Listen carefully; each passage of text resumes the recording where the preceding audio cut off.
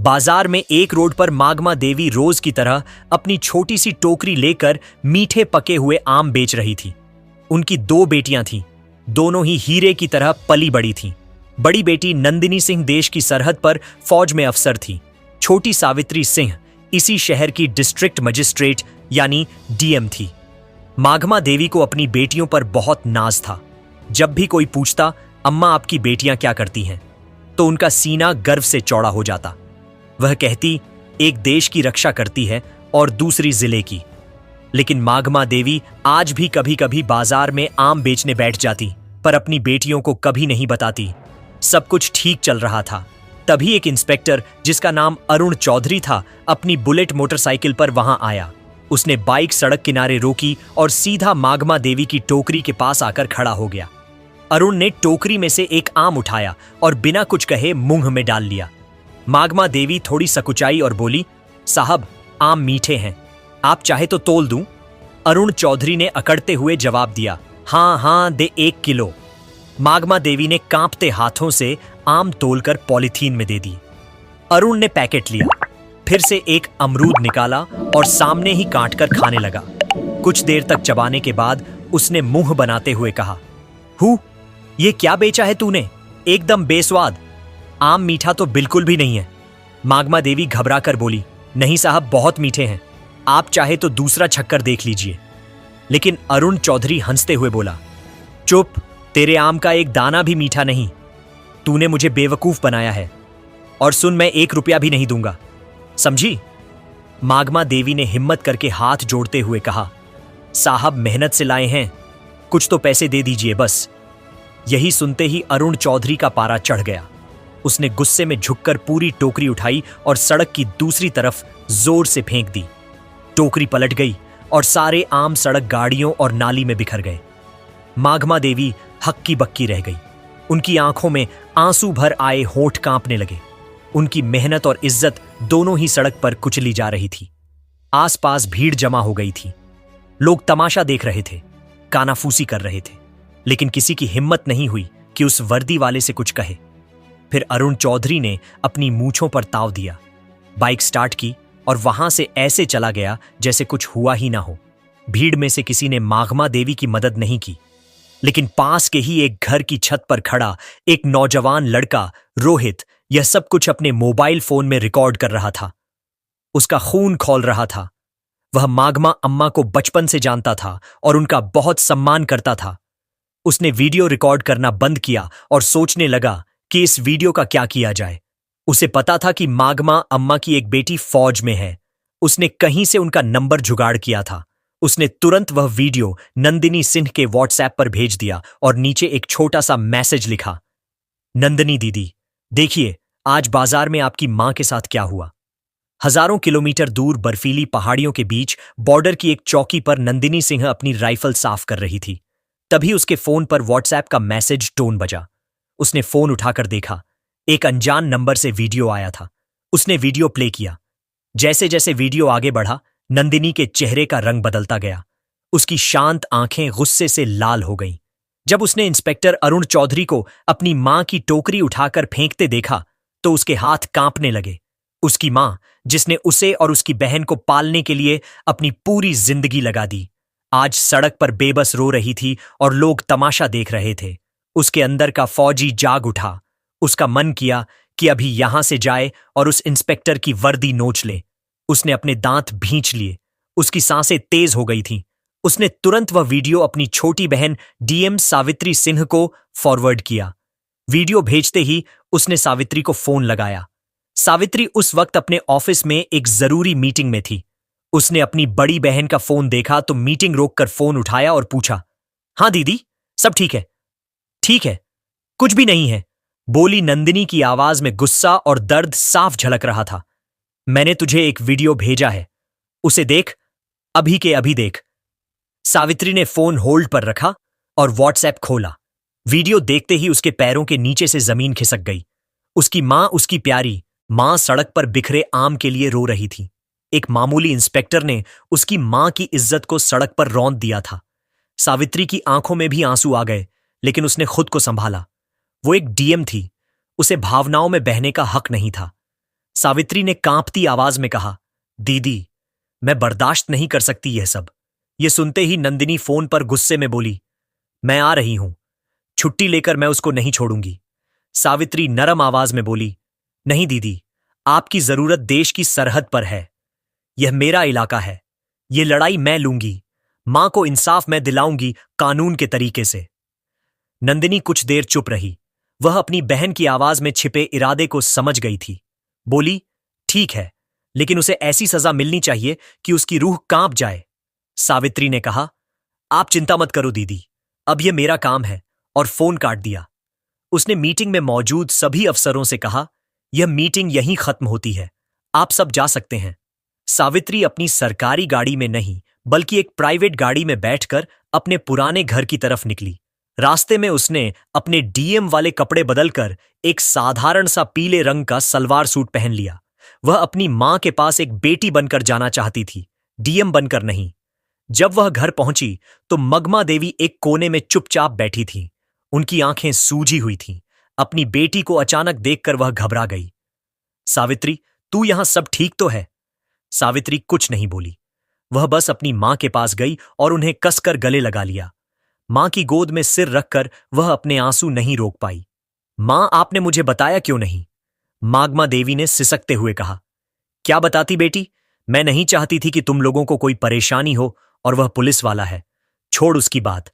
आज तू इतने दिनों बाद आई है। आज मैं बहुत खुश हूं। सावित्री ने अपनी मां के आंसू पोंछे और उनका हाथ अपने हाथ में ले लिया और बोला, अब आप गरीब और अकेली नहीं हैं। मां, आपकी बेटी इस जिले की मालिक है।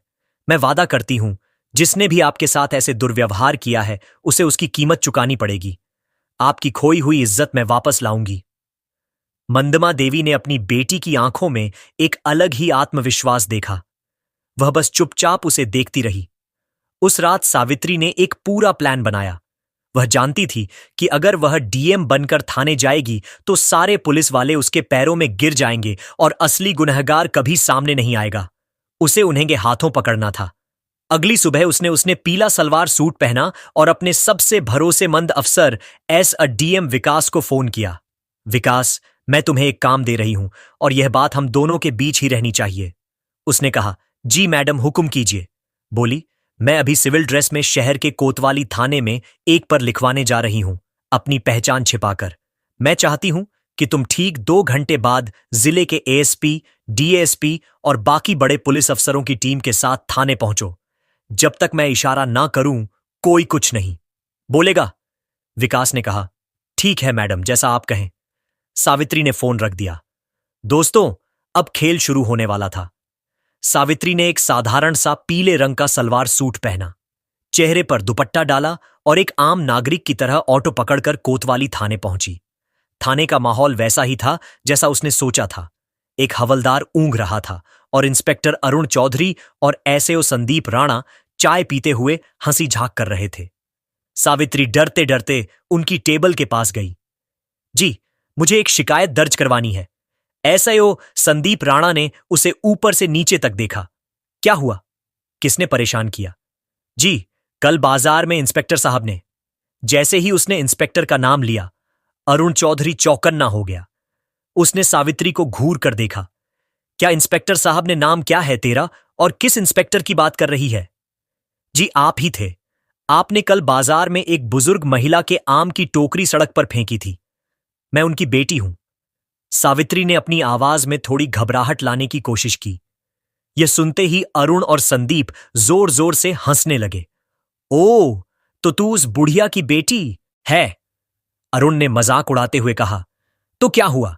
सड़क पर गंदगी फैलाएगी तो लाठी पड़ेगी ना। चल भाग, यहां से कोई एफआईआर नहीं लिखी जाएगी। सावित्री ने थोड़ा साहस दिखाते हुए कहा, लेकिन यह गैर कानूनी है। आपने वर्दी का गलत इस्तेमाल किया है। एसआईओ संदीप, गढ़ जा। तू हमें कानून सिखाएगी? ज्यादा जुबान चलाई तो तुझे ही अंदर कर दूंगा। सरकारी काम में बाधा डालने के जुर्म में निकल। यहां से सावित्री वहीं खड़ी रही और बोली, मैं फिर लिखवाए बिना नहीं जाऊंगी। बहस बढ़ रही थी कि तभी एक हवादार भागता हुआ अंदर आया। उसकी सांसें फूली हुई थीं। सर गंगा प्रसाद यादव जी थाने में आ रहे हैं। गंगा प्रसाद यादव का नाम सुनते ही अरुण और संदीप दोनों के चेहरे का रंग बदल गया। गंगा प्रसाद शहर का एक बहुत बड़ा और दबंग नेता था, जिसके इशारे पर पुलिस वाले नाचते थे। दोनों इंस्पेक्टर अपनी कुर्सी से ऐसे उछले जैसे करंट लग गया हो। अरे जल्दी करो, गेट खोलो। संदीप ने हवलदार को डांटा और दोनों भागकर गेट की तरफ गए जैसे कोई बहुत बड़ा साहब आ रहा हो। एक सफेद सफारी गाड़ी थाने के अंदर आकर रुकी। उसमें से सफेद कुर्ता पायजामा पहने गंगा प्रसाद यादव उतरा। अंदर आते ही उसने अपने मजाकिया अंदाज में कहा, क्या हाल है चौधरी? काम धाम अच्छा चल रहा है ना? कोई मुर्गा वर्गा फंसाया कि नहीं? आज अरुण और संदीप हाथ जोड़कर मुस्कुराने लगे। अरे साहब, आपकी कृपा है, आइए बैठिए। लेकिन तभी गंगा प्रसाद की नजर कोने में खड़ी सावित्री स्त्री पर पड़ी। सावित्री को देखते ही उसके चेहरे की हंसी गायब हो गई। उसके माथे पर पसीना आ गया और उसके होश उड़ गए। वह जिस लड़की को एक आम लड़की समझ रहा था, उसे पहचानते ही उसकी सिट्टी पिट्टी गुम हो गई। वह तेजी से आगे बढ़ा और सावित्री के सामने जाकर हाथ जोड़कर खड़ा हो गया। उसका सिर झुका हुआ था। नमस्ते मैडम, आप यहां इस वक्त मुझे फोन कर लिया होता, मैं हाजिर हो जाता। उसकी आवाज में हकलाहट साफ थी। इंस्पेक्टर अरुण और एसआईओ संदीप हैरान रह गए। उनकी आंखें फटी की फटी रह गईं। ये हो क्या रहा है? ये तो उस बुढ़िया की बेटी है, गंगा। प्रसाद जी इसके सामने हाथ क्यों जोड़े खड़े हैं? जिसज गंगा प्रसाद यादव के सामने पूरा झेला झुकता है। वह इस साधारण सी दिखने वाली लड़की के सामने हाथ जोड़े क्यों खड़ा है? यह लड़की है कौन? अरुण ने धीरे से संदीप से पूछा। यह क्या हो रहा है? संदीप ने भी घबराहट में सिर हिला दिया। इससे पहले कि वे कुछ समझ पाते, थाने के बाहर गाड़ियों के रुकने की आवाज आई। एक के बाद एक लाल बत्ती वाली गाड़ियां थाने के सामने आकर रुकी। गाड़ियों से डीएसपीएस, डीएम और जिले के कई बड़े आईएएस एंड आईपीएस अफसर उतरे और तेजी से थाने के अंदर आए। वे सब आकर चुपचाप सावित्री के पीछे लाइन बनाकर खड़े हो गए, जैसे अपने सीनियर को रिपोर्ट कर रहे हों। अब थाने में सन्नाटा था। सिर्फ पंखे की घर घर की आवाज आ रही थी। अरुण चौधरी और संदीप राणा पत्थर के बुद्ध बन चुके थे। उनके हलक सूख गए थे। माथे पर पसीने की बूंदें चमक रही थीं। तभी डीएसपी ने आगे बढ़कर गुस्से में अरुण चौधरी की तरफ देखकर कहा, इंस्पेक्टर तमीज से खड़े हो जाओ। तुम झले कि डीएम मैडम सावित्री सिंह के सामने खड़े हो। डीएम मैडम, यह शब्द किसी बम की तरह थाने में फटा। अरुण और संदीप के पैरों तले जमीन खिसक गई। उन्हें लगा जैसे किसी ने उनके कानों में पिघला हुआ शीशा डाल दिया हो। वे कांपते हुए सावित्री को देखने लगे, जिसे वे कुछ देर पहले आम वाली की बेटी कहकर बेइज्जत कर रहे थे। सावित्री की आंखों में अब एक आम लड़की की घबराहट नहीं, बल्कि एक डिस्ट्रिक्ट मैजिस्ट्रेट का रब और गुस्सा था। उसने अपनी ठंडी और कड़क आवाज में कहा, इंस्पेक्टर अरुण चौधरी एनएसएचओ, संदीप राणा, दोनों की आत्मा तक कांप गई। You are suspended with immediate effect. Savitri ने आदेश दिया। एसडीएम साहब, इन दोनों के खिलाफ वर्दी की डांस दिखाने, एक आम नागरिक को अपमानित करने और अपनी ड्यूटी न करने के जुर्म में फर्ज दर्ज कीजिए। साथ ही इनके खिलाफ एक विभागीय जांच भी बिठाई जाए।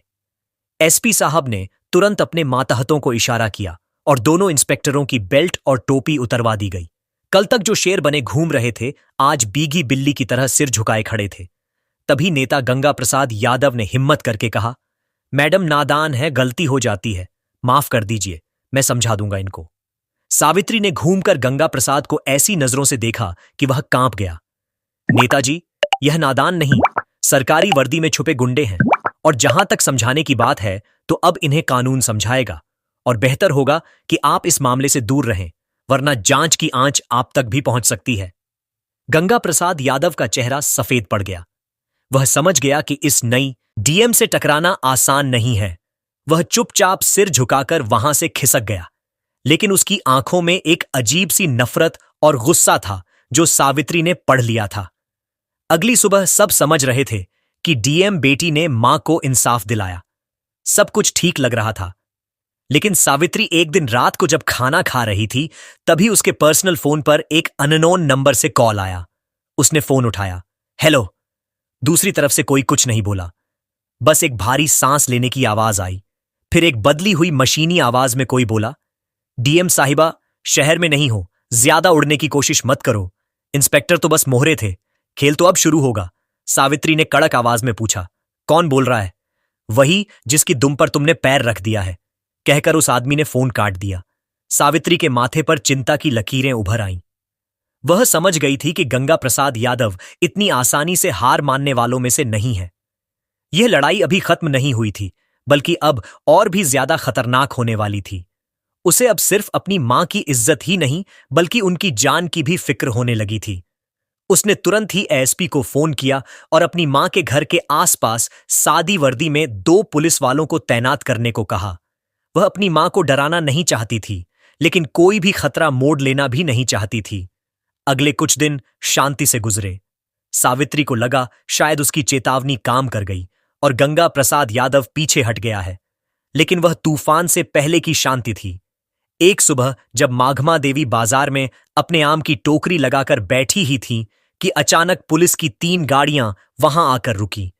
उनमें से एक नया इंस्पेक्टर उतरा जिसे सावित्री नहीं जानती थी। उसने माघमा देवी की टोकरी की तरफ इशारा करते हुए कहा, हमें सूचना मिली है कि इन आमों की आड़ में नशीले पदार्थों की तस्करी हो रही है। तलाशी लो, इससे पहले कि कोई कुछ समझ पाता। एक सिपाही ने आमों के नीचे से भूरे रंग के नशीले पदार्थ निकाले और चिल्लाया, सर, मिल गया। नशीला पदार्थ बाजार में हड़कंप मच गया। लोग कान्हा फूंसी करने लगे। देखो, डीएम की मां नशीले पदार्थ बेचती है। माघमा देवी सन्न रह गई। वह रोते हुए बोली, नहीं साहब, यह मेरा नहीं है। किसी ने मुझे फंसाया है, लेकिन किसी ने उनकी एक ना सुनी। पुलिस उन्हें जबरदस्ती जीप में बिठाकर ले गई। यह खबर आग की तरह पूरे शहर में फैल गई। न्यूज चैनलों पर ब्रेकिंग न्यूज चलने लगी। डीएम सावित्री सिंह की मां नशीले पदार्थ के आरोप में गिरफ्तार। यह गंगा प्रसाद यादव का मास्टर स्ट्रोक था। उसने सावित्री पर सीधा हमला नहीं किया, बल्कि उसकी सबसे बड़ी ताकत और सबसे बड़ी कमजोरी उसकी मां पर वार किया था। अब सावित्री एक अजीब दुविधा में फंस गई थी।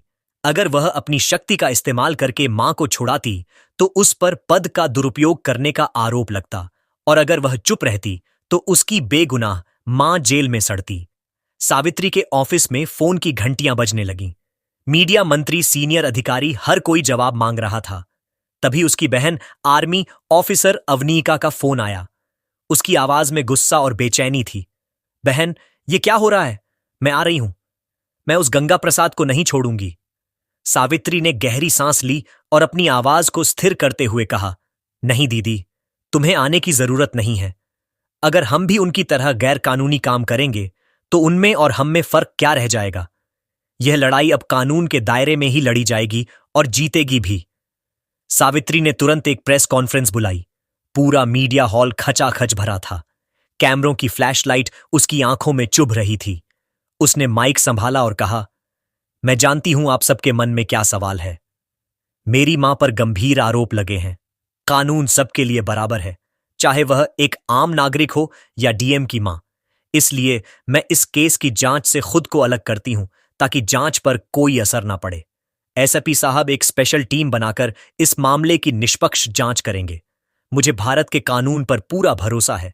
दूध का दूध और पानी का पानी होकर रहेगा। सावित्री का यह दांव देखकर गंगा प्रसाद यादव भी हैरान रह गया। उसे लगा था कि सावित्री बौखलाकर कोई गलत कदम उठाएगी, लेकिन उसने तो बड़ी समझदारी से खुद को जांच से अलग कर लिया था। लेकिन सावित्री सिर्फ कानून के भरोसे नहीं बैठी थी। उसने रोहित को बुलाया, वही लड़का जिसने पहला वीडियो बनाया था। सावित्री ने कहा, रोहित, मुझे तुम्हारी मदद चाहिए। तुम बाजार में रहते हो, वहां की हर हरकत पर तुम्हारी नजर रहती है। पता लगाओ उस दिन मां की टोकरी के पास कौन कौन आया था। कोई भी अजीब हरकत, कोई भी नया चेहरा, मुझे हर छोटी बड़ी जानकारी चाहिए। रोहित अपनी डीएम दीदी की मदद करने के लिए तुरंत तैयार हो गया। उसने बाजार के दूसरे दुकानदारों और अपने दोस्तों से पूछताछ शुरू कर दी। 2 दिन की कड़ी मेहनत के बाद उसे एक सुराग मिला। पास की एक दुकान के बाहर लगे सीसीटीवी कैमरे की फुटेज में एक आदमी माघमा देवी की टोकरी के पास कुछ रखते हुए दिखा था। उसका चेहरा साफ नहीं था, लेकिन वह वही आदमी था जिसे लोगों ने सस्पेंड हुए इंस्पेक्टर अरुण चौधरी के साथ कई बार देखा था। सबूत मिल चुका था। यह सारा खेल गंगा प्रसाद यादव ने अपने पिट्ठू सस्पेंड हुए इंस्पेक्टरों के जरिए रचा था। अब बारी सावित्री की थी। उसने एएसपी के साथ मिलकर एक जाल बिछाया। उन्होंने यह झूठी खबर फैलाई कि सीसीटीवी फुटेज में नशीला पदार्थ रखने वाले का चेहरा साफ साफ आ गया है और पुलिस उसे पकड़ने ही वाली है। यह खबर सुनते ही गंगा प्रसाद यादव के कैंप में खलबली मच गई। उसने तुरंत अरुण चौधरी को फोन किया। वह आदमी पकड़ा नहीं जाना चाहिए, उसको कुछ करो वरना हम सब पकड़े जाएंगे। गंगा प्रसाद को नहीं पता था कि उसका फोन पहले से ही पुलिस के सर्विलांस पर था। अरुण चौधरी और संदीप राणा उस आदमी को ठिकाने लगाने के लिए जैसे ही शहर के बाहर एक सुनसान जगह पर पहुंचे, सावित्री और एसपी ने अपनी पूरी टीम के साथ उन्हें घेर लिया। हाथों पकड़े जाने पर दोनों ने गंगा प्रसाद यादव के खिलाफ अपना मुंह खोल दिया। अगली सुबह जब गंगा प्रसाद यादव अपने घर पर बैठकर चाय पी रहा था और अपनी जीत का जश्न मनाने की सोच रहा था, तभी दरवाजे पर जोरदार दस्तक हुई।